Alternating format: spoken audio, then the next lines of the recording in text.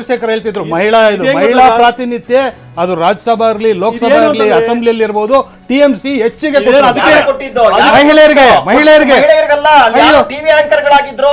ಯಾರು ನೋಡಿ ಅವ್ರ ಮಹಿಳೆಯರಲ್ವಾ ಅವ್ರ ಮಹಿಳೆಯರಲ್ವಾ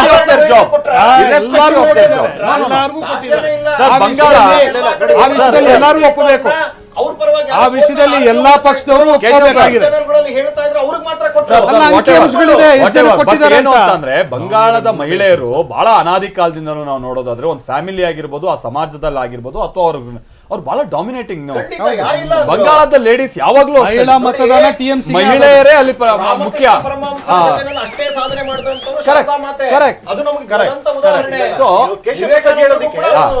ಮಾರ್ಗದರ್ಶನ ಮಾಡ್ತಾ ಇದ್ರು. ಹೇಳಿದ್ದಕ್ಕೆ ಇವ್ರು ಆಡ್ ಮಾಡ್ಬೇಕು ಅಂದ್ರೆ ಎಷ್ಟು ಇಬ್ಬಂದಿತನ ಇದು ಅಂತ ಹೇಳಿದ್ರೆ ಏನು ಬಂಗಾಳಿ ಅಸ್ಮಿತೆ ಅಂತ ಹೇಳ್ತಾ ಇದ್ರು. ಮೋದಿ ಅವ್ರನ್ನ ಆಚೆ ಕಡೆಯವರು ಅಂತ ಹೇಳ್ತಿದ್ರಲ್ಲ. ಕಳೆದ ಲೋಕಸಭಾ ಚುನಾವಣೆಯಲ್ಲಿ ಇದೇ ಅಧೀರ್ ರಂಜನ್ ಎದುರುಗಡೆಗೆ ಬಹರಂಪುರ ನಿಲ್ಸಿದ್ ಯಾರನ್ನ? ಗುಜರಾತಿನ ಯೂಸುಫ್ ಪಟೇಲ್ನ. ಒಂದು ಅಕ್ಷರ ಬಂಗಾಳಿ ಬರ್ತಿರ್ಲಿಲ್ಲ ಅವ್ರಿಗೆ, ಒಂದ್ ಅಕ್ಷರ ಬರ್ತಿರ್ಲಿಲ್ಲ. ಅಂತವ್ರನ್ನ ಬಂಗಾಳಿಗಳನ್ನ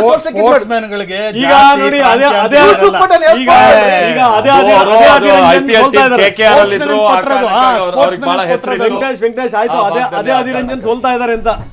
ಅಧೀರ್ ರಂಜನ್ ಚೌಧರಿನೂ ಕೂಡ ಸೋಲ್ತಿದ್ದಾರೆ. ಕೇರಳದಲ್ಲಿ ಸರ್ಕಾರ ರಚಿಸುವತ್ತ ಕಾಂಗ್ರೆಸ್ ಹೊರಡ್ತಾ ಇದೆ ಅನ್ನೋದು ಗೊತ್ತಾಗ್ತಾ ಇದೆ. ಮುನ್ನಡೆ ಕ್ಷೇತ್ರಗಳಲ್ಲಿ ಸೆಂಚುರಿಯನ್ನ ಬಾರಿಸಿದೆ ಕಾಂಗ್ರೆಸ್. ಬಹಳ ದೊಡ್ಡ ಮಾರ್ಜಿನ್ ಇದು ಕಾಂಗ್ರೆಸ್ಗೆ. ಆ ರೀತಿಯಾಗಿ ಏನಾದ್ರು 100ಕ್ಕಿಂತ ಹೆಚ್ಚಿನ ಸ್ಥಾನಗಳಲ್ಲಿ ಅವರು ಮುನ್ನಡೆ ಅಂದ್ರೆ ಕಾಂಗ್ರೆಸ್ ಅಂತ ಅಂದ್ರೆ ನಾವು UDF ವಿಚಾರವಾಗಿ ಹೇಳ್ತಾ ಇರೋದು.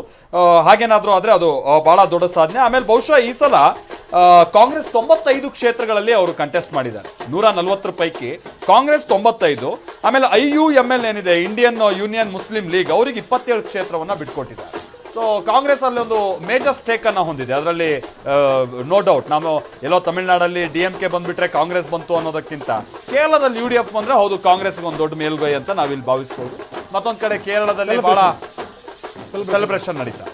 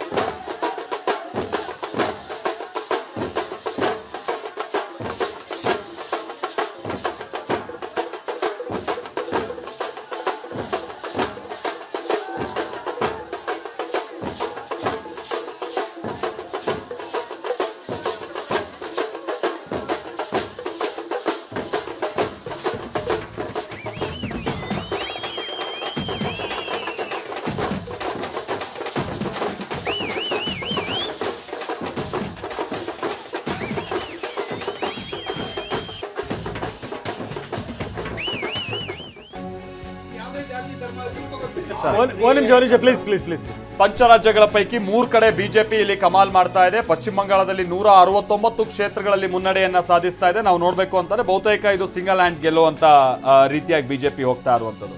ಎರಡನೇದಾಗಿ ಅಸ್ಸಾಂನಲ್ಲೂ ಕೂಡ ಅವರು ಸಣ್ಣ ಪುಟ್ಟ ಪಕ್ಷಗಳ ಜೊತೆಗೆ ಮೈತ್ರಿ ಮಾಡ್ಕೊಂಡಿರ್ಬೋದು. ಬಟ್ ಅಗೈನ್ ಬಹಳ ಮೇಜರ್ ಸ್ಟೇಕ್ ಅನ್ನ ಹೊಂದಿರುವಂತದ್ದು ಬಿಜೆಪಿ.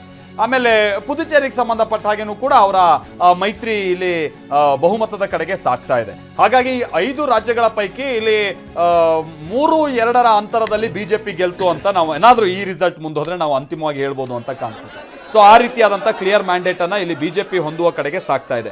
ಆಮೇಲೆ ಕೇರಳದಲ್ಲಿ ಈ ಬಾರಿಯ ಚುನಾವಣೆ UDFಗೆ ಯಾಕೆ ಮುಖ್ಯ ಅಂತ ಅಂದ್ರೆ, ಆಮೇಲೆ ಕಾಂಗ್ರೆಸ್ಗೆ ಒಬ್ಬ ಹೊಸ ನಾಯಕನನ್ನ ಹುಡ್ಕೊಳ್ಳುವಂತ ನಿಟ್ಟಿನಲ್ಲಿ ಕೇರಳದಲ್ಲಿ ಕಾಂಗ್ರೆಸ್ಗೆ ಅನುಕೂಲ ಆಗುತ್ತೆ. ಯಾಕಂತಾರೆ ಹಿಂದೆ ನಾವು ಕರುಣಾಕರನ್ ಆಗಿರ್ಬೋದು, ಉಮನ್ ಚಾಂಡಿ ಅವರಾಗಿರ್ಬೋದು, ಆಮೇಲೆ ನಮ್ಮ ರಕ್ಷಣಾ AK ಆಂಟನಿ ಆಗಿರ್ಬೋದು, ಅಂತ ಲೀಡರ್ಸ್, ಘಟಾನುಘಟಿ ಲೀಡರ್ಸ್ ಅನ್ನ ಹೊಂದಿದ್ದಂತ ಪಕ್ಷ ಕಾಂಗ್ರೆಸ್ ಕೇರಳದಲ್ಲಿ. ಬಟ್ ಇತ್ತೀಚಿನ ವರ್ಷಗಳಲ್ಲಿ ಅಂತ ಲೀಡರ್ಗಳು ಇಲ್ಲದೆ ಹೋದಂತದ್ದು ಕಾಂಗ್ರೆಸ್ನ ಹಿನ್ನಡೆಗೂ ಕೂಡ ಕಾರಣ ಆಗ್ತಾ ಇತ್ತು.